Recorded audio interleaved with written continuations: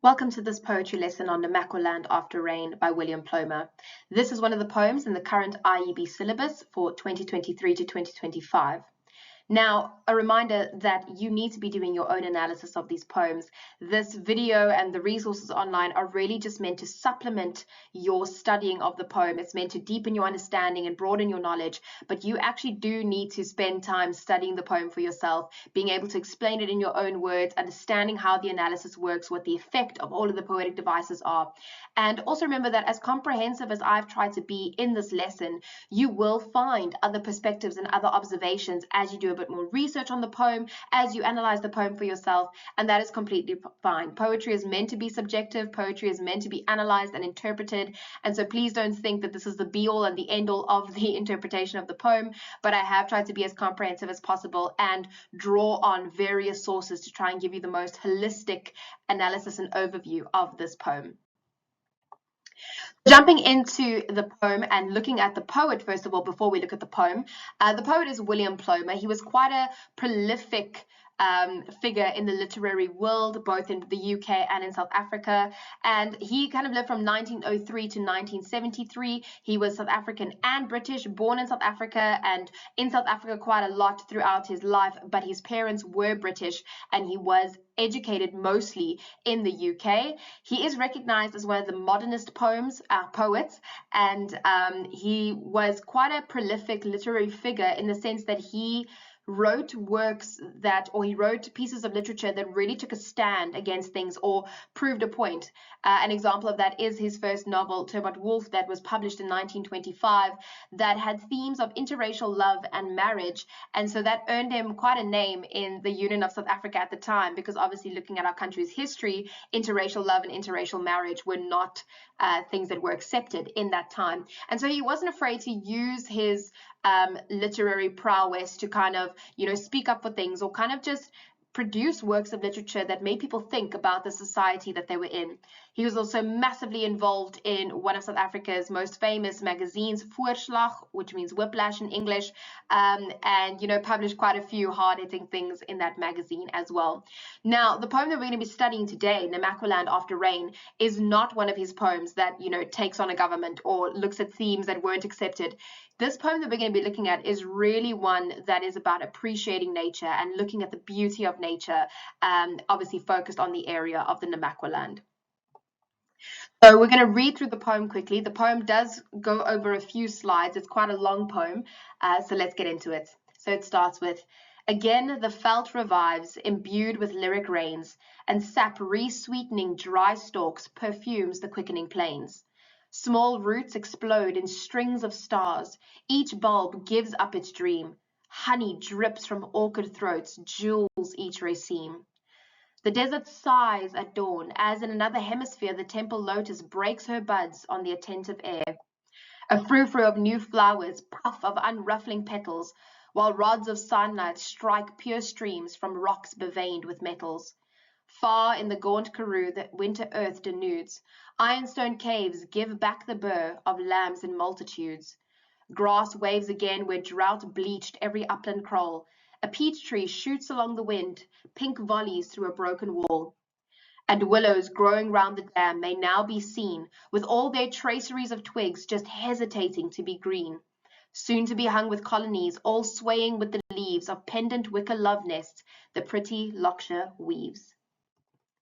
So what I've done for this poem specifically is I've provided summaries all along the way of the poem. So this is one of the general summaries, the general overview. And then after every single stanza, I provided a short summary of the stanza because, the poem is telling a story. It is describing what is happening on the landscape. And so it's very important that you understand after each stanza what has actually happened on the landscape. And so that's why there's summaries throughout this poem.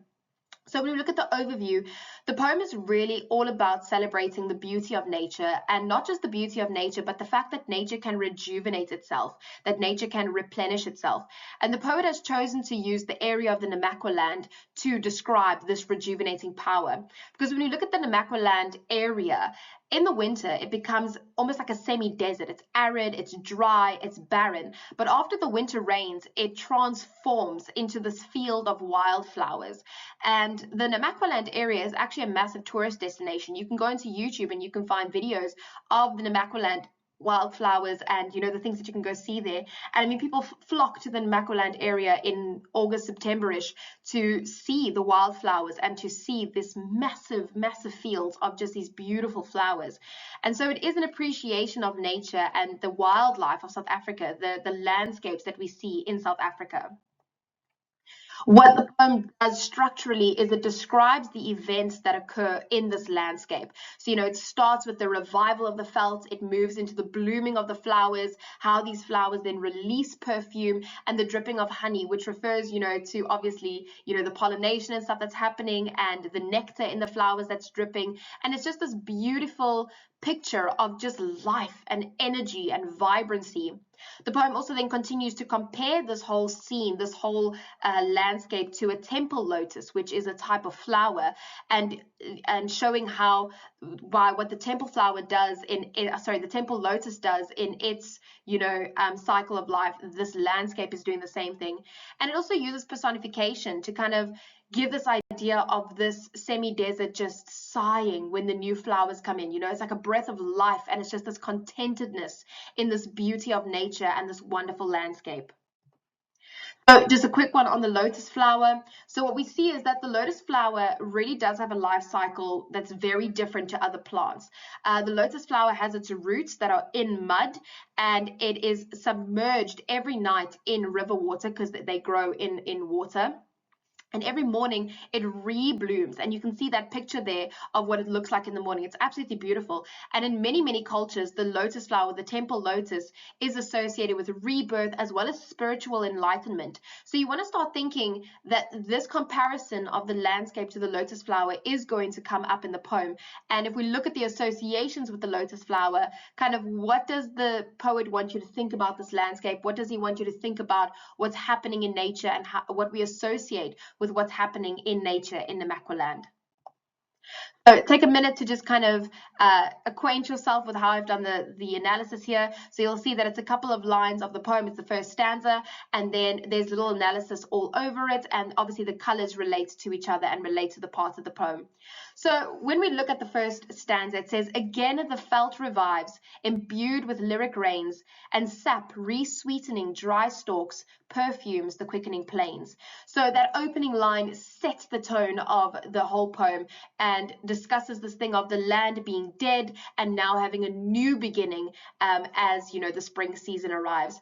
So just some poetic devices real quick. We see that beautiful S alliteration and sap re-sweetening dry stalks, and the P alliteration in perfumes the quickening plains. The alliteration in this poem really does aid the rhythm and really does help with the reading of the poem. And honestly, I think that this poem is such a beautiful example of alliteration. And while we were reading the poem earlier, I hope that you really saw or heard that alliteration and just how it just kind of energizes the poem. It's fabulous alliteration. So now when you jump into the analysis, that first line, "Again the veld revives," gives the sense of a cycle, a rejuvenating cycle, because we see that that word again implies that this has happened before. So we've got that idea that this is a regular occurrence. This is part of the cycle. We are now in this part of the cycle again. The veld revives. That prefix re means once more. It means afresh. So the veld is once again, once more becoming alive. Imbued with lyric rains. So rain is like music to this land. It's flowing, it's permeating the land. And it just gives that beautiful kind of song, that music-like effect of the rains, where they're just kind of serenading the land and washing over the land and really just covering it in this wonderful, fresh, new water of life. And sap re-sweetening dry stalks. So these plants that were once alive and sweet that died during the winter, the rain is bringing them back. The sap is re-sweetening in these stalks that were dry and dead. Perfumes the quickening plains. So there's a couple of things to unpack here. First of all, when we look at the word quickening, quickening is another word for stimulated, but quickening has also been used for that feeling that pregnant women get when their babies are moving in the womb. And so the idea here is that as the flowers bloom and, spread their perfumes, those perfumes are stimulating the fields. There's this sense of the fields becoming pregnant with the scent that is being released from these flowers that are busy growing again. And there's that scent of new life and the speaker is really trying to evoke your sense of smell here, where you can almost stand in the field and smell all of this perfume across the field coming from these new flowers. And so we see that imbued with lyric rains perfumes the quickening plains. It's this idea of just new life just spreading over the field and just covering the field and permeating it from deep within. And that obviously relates to the sap re-sweetening the dry stalks from the very inside of the plants. They're being re-sweetened, they're coming back to life. And it's just this really beautiful image of how the felt is reviving itself. So when we look at stanza 1, quick summary, the poem is celebrating this annual restoration of the Namaqualand area, and it highlights the transformative power of nature and nature's ability to renew life, even in the harshest of conditions. And we're going to see that as we move on the plain, when he describes how harsh the winter actually is. And so I think it's quite good that he starts the poem with this idea of the new life starting, instead of starting with the harshness of winter, because you can then start seeing how amazing the rejuvenating powers are when you come across how harsh winter is. And moving on to the next stanza, it says, small roots explode in strings of stars. Each bulb gives up its dream. Honey drips from orchid throats. Jewels each raceme. Beautiful S alliteration once again, bringing in that rhythm, bringing in that energy into the poem.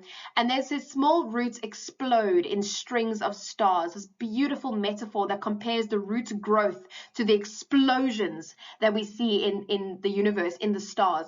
And it's that idea that the flowers are appearing very quickly. It's this energetic, vibrant life that's happening. They're just popping up one after the other.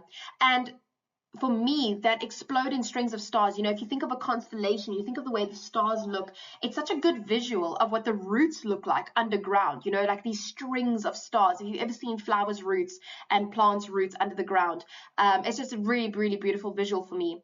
Each bulb gives up its dream.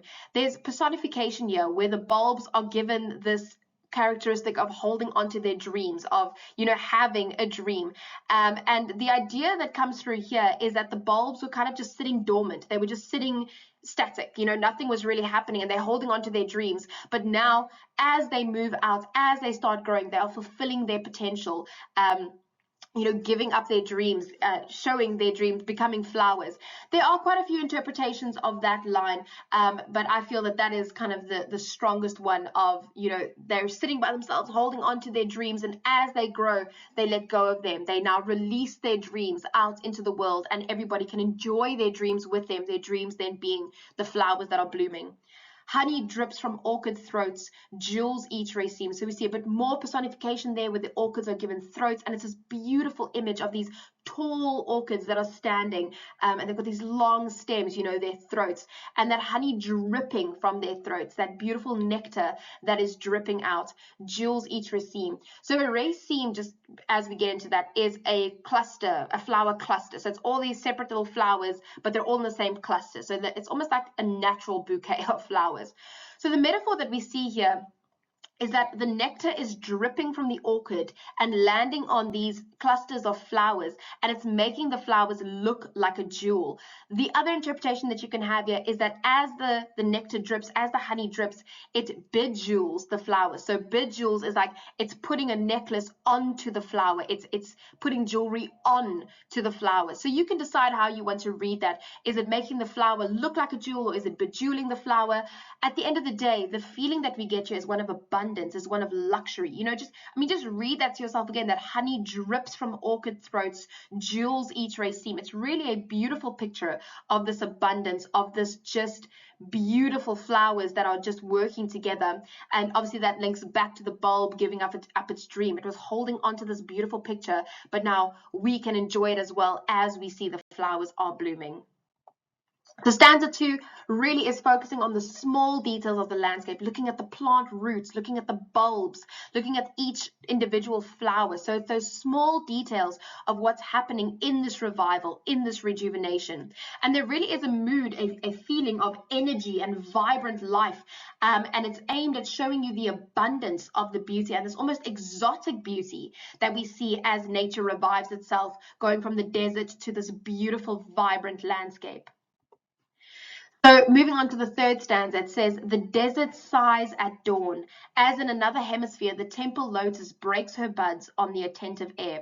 Beautiful D alliteration and B alliteration. And we've got some nice enjambment in this stanza because it's really focusing on how those buds are blooming. So it's that flowing, that reflection of blooming buds. Say that fast 5 times.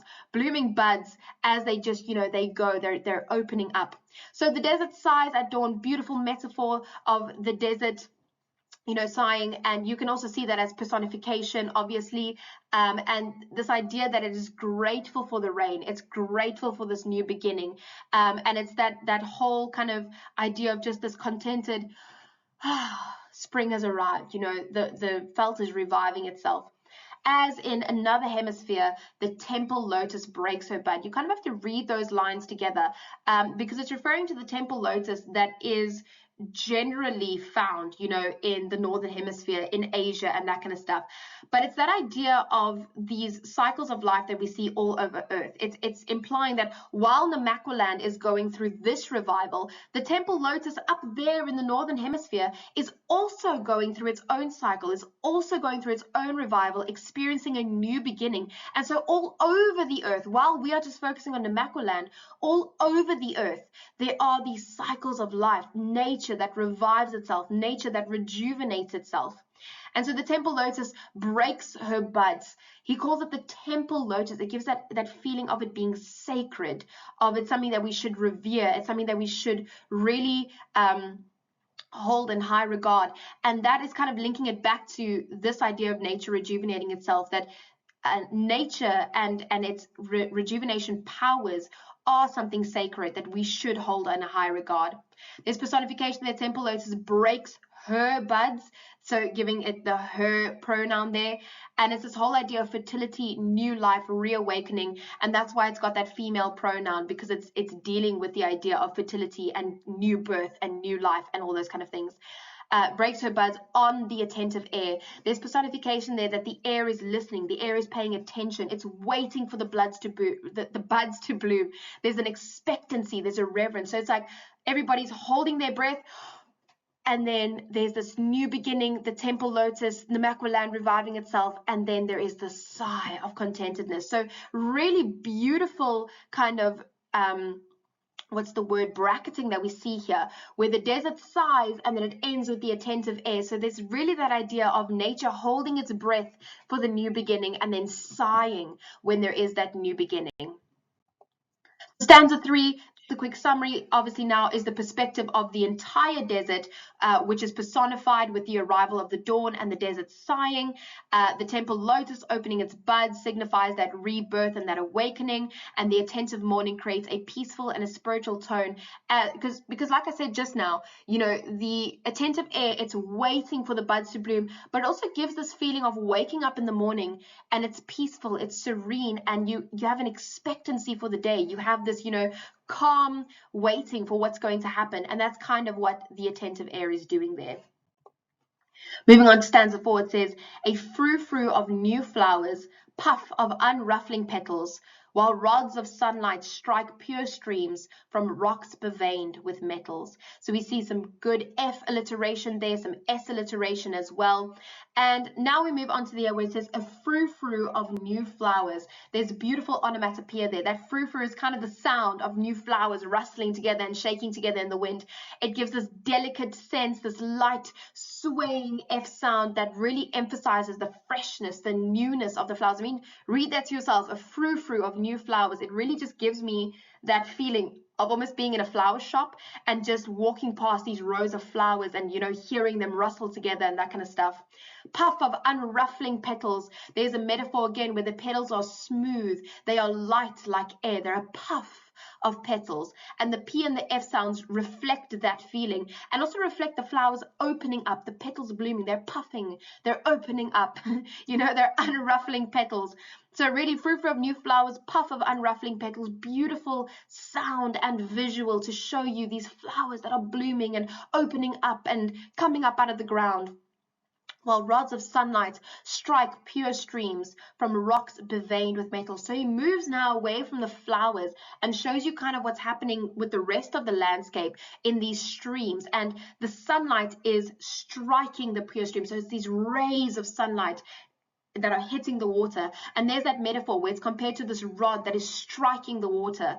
And then we see some personification there with the rocks and the metals, where the metals look like veins in the rocks. So if you think of veins in your arm or whatever, that's what the rocks look like. And it gives this beautiful image of colors in the water that we see as the sunlight strikes the water and hits the metals in the rocks.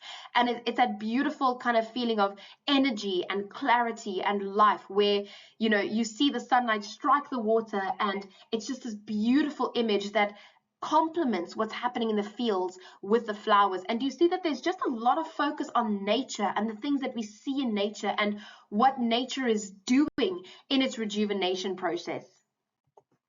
Stanza 4, summary over here says the landscape is full of life.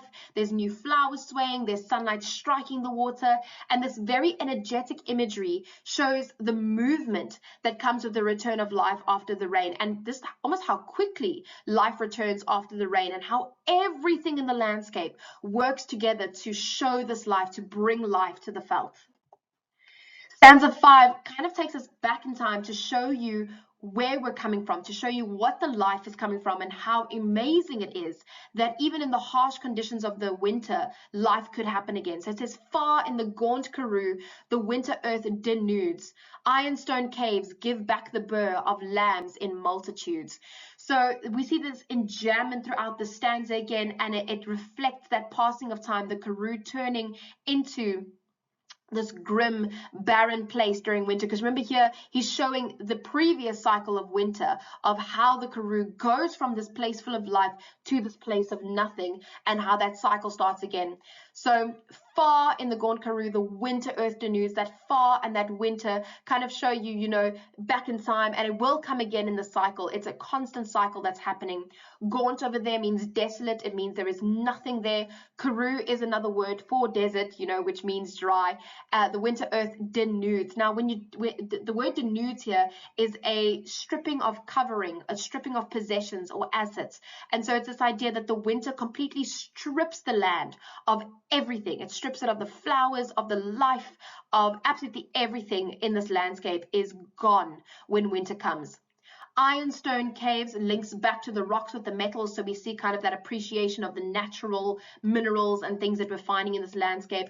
Ironstone caves give back the burr of lambs in multitudes. So burr there is a loud whirring sound. And so kind of the idea that we get here is a bit of personification with the caves, because the image here is that there are just sheep, there are lambs coming out of the caves. As spring starts, there's just sheep coming out of the caves, and it links back to that very real idea that sheep are finding shelter in the caves during the winter, or shepherds are keeping their sheep in the caves, but now when spring starts, the sheep are just coming out of the cave. And so the image that he's setting up here with the personification is almost that the caves are holding onto the lambs, and as spring comes, as the rain comes, the caves let them go. The caves give them back to the landscape. And that burr sound is all of these sheep, these lambs running out of the cave. And so you can kind of hear that in your head there. And so once again, it's emphasizing that cycle of life where the sheep once hiding in the caves are now coming out into spring. And it says they're lambs in multitude, lambs being baby sheep. And so it's that idea of new life, of fertility, of, new beginnings with, it's not just these adult sheep coming out, they've now given birth to new lambs, to the new generation of sheep. And so as the landscape revives itself, as the landscape gets new flowers and new plants, the animals are also in their newness, getting new life and giving birth to a new beginning, which is these lambs. Stanza 5, like I said, the focus goes back to the distance and the distant and the dead Karoo. The ironstone caves releasing the lambs symbolize that new life emerging, even in unexpected places. Because when you look at the Namaqualand during winter, it is so barren and so dry, you can never think that there will be plants and wildlife and, water and that kind of stuff. And yet there is. And so it's that idea that even in unexpected places, even in this desert, we can see this new life, we can see these new beginnings. Stanza 6 moves on again and kind of speaks again to the winter turning into spring. So it says, grass waves again where drought bleached every upland kroll. A peach tree shoots along the wind, pink volleys through a broken wall. So this links to the first stanza that started with again. So here we see grass waves again where drought. And it's that kind of idea of that eternal cycle, those universal cycles, that universal rhythm in nature, that it just never stops. And even when it looks like it's not going to come back, there we are with spring again. Even when winter seems too harsh, spring will come again. It's these universal cycles. So the grass waves again. Now this could be personification, but more likely it is visualizing the grass swaying in the wind, and it's showing that life, where the grass has grown up high enough to be swaying and to be moving together with the plants. And you can also link that back to what we saw a couple of stanzas ago, that frou-frou of flowers, where the grass and the flowers are just swaying and waving in the wind, where drought bleached every upland kroll. This line, bleached every upland kroll, you want to focus on the diction here. Bleached is a very strong word to use there. Those of you who've ever dyed your hair and tried to go blonde, you know how bleach strips your hair of all life. I mean, very often you actually have to cut your hair after you've bleached it, if you've bleached it incorrectly. And so it's really this idea that the drought, that the winter sucked the life out of the kroll. The grass was white, it was barren. And so it's this harsh power of winter, this very, very intense power of winter. And yet, despite that, the grass is waving again. The peach tree is shooting up. The flowers are blooming again. So here we see a bit more enjambment, moving on to a peach tree shoots along the wind, pink volleys through a broken wall. That quick growth, that's what the enjambment is reflecting there. And the peach tree shoots along the wind gives this image of archery, where it's almost like the peach tree is shooting its little cherry blossoms, those pink volleys. It's shooting them across the field and really allowing for this rejuvenation to happen. There's this quick, energetic growth, despite the winter bleach that we've just seen. It doesn't stop the peach tree. It keeps going. It's shooting its pink volleys through a broken wall. So there's the metaphor there that the peach tree is throwing or shooting its blossoms, and this very, very vivid imagery of these pink flowers that are bursting through that metaphorical winter wall, that broken wall. They're popping through everywhere. But it could also be very, very literal, where they are pushing through the kraal fences and pushing through actual walls that we see in this area. And it's that idea that the peach tree and its little flowers are eager to grow. They're willing to thrive no matter the obstacle. They want to grow. They want to be out there. Stanza 6 really continues that idea of the landscape's transformation, and we see how the wind is helping to project the blossoms, to throw the blossoms through cracks in the walls of the kraals, and also the stanza really shows the strength of nature's renewal and nature's transformation. Moving on to stanza 7, it says, and willows growing round the dam may now be seen with all their traceries of twigs, just hesitating to be green.